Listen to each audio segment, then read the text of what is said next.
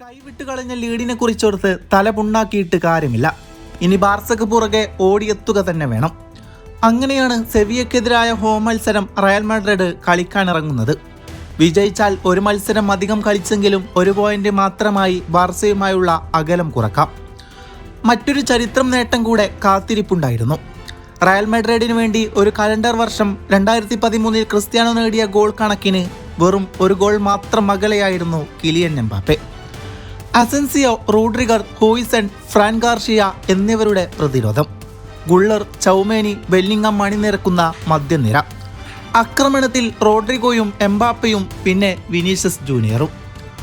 മറുവശത്ത് Alexis Sanchez അടങ്ങുന്ന Sevilla 5 പ്രതിരോധ താരങ്ങളുമായി റയലിനെ പൂട്ടാൻ അണിനിരന്നു.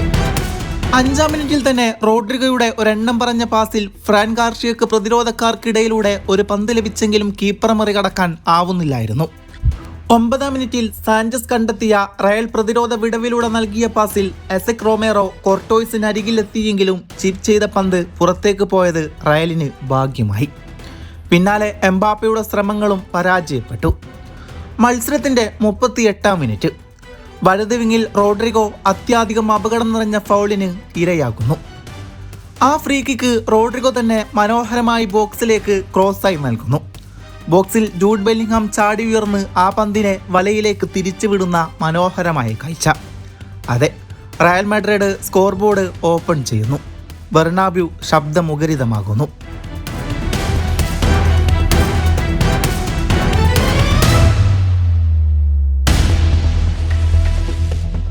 അമ്പത്തിയൊന്നാം മിനിറ്റിൽ വീണ്ടും ട്രേഡ് മാർക്ക് ശ്രമങ്ങൾ എംബാപ്പ നടത്തിയെങ്കിലും ഫലം കണ്ടില്ല. പിന്നാലെ കോർട്ടോയ്സിന്റെ ഉജ്ജ്വലമായ സേവുകളും കാണാമായിരുന്നു. 59-ാം മിനിറ്റിൽ എംബാപ്പയുടെ ഹെഡർ ക്രോസ് ബാറിൽ ഇടിച്ചാണ് മടങ്ങുന്നത്. 68-ാം മിനിറ്റിൽ സെവില്ല താരം 2ാമത്തെ യെല്ലോ കാർഡും കണ്ട് മടങ്ങുന്നുണ്ട്. 78-ാം മിനിറ്റിൽ ബോക്സിൽ നിന്നും റോഡ്രിഗോ പൊടുന്നനെ തൊടുത്ത ഷോട്ട് ക്രോസ് ബാറിൽ ഇടിച്ചു മടങ്ങുന്നുണ്ട്. മത്സരത്തിന്റെ 85-ാം മിനിറ്റ് വീണ്ടും റോഡ്രിഗോ ഫൗൾ ചെയ്യപ്പെടുന്നു. എന്നാൽ ഇത്തവണ അത് എതിർ ബോക്സിനുള്ളിലായിരുന്നു. ഒരു കലണ്ടർ വർഷം റയലിന് വേണ്ടി ഏറ്റവും കൂടുതൽ ഗോളുകളെന്ന 2013 59 എന്ന മാന്ത്രിക സംഖ്യയിലേക്ക് എംബാപ്പയ്ക്ക് ഒരു പെനാൽറ്റി കിക്കിന്റെ വഴിദൂരം മാത്രം. എംബാപ്പയുടെ കാലിൽ നിന്നും പിറന്ന ആ കിക്ക് വലകുലുക്കുമ്പോൾ ബെർണാബ്യൂവിൽ ചരിത്രം പിറക്കുകയായിരുന്നു. സാക്ഷാൽ ക്രിസ്ത്യാനോ റൊണാൾഡോ ബാക്കി വെച്ച ലെഗസി മറ്റൊരാൾ തുടരുകയാണ്.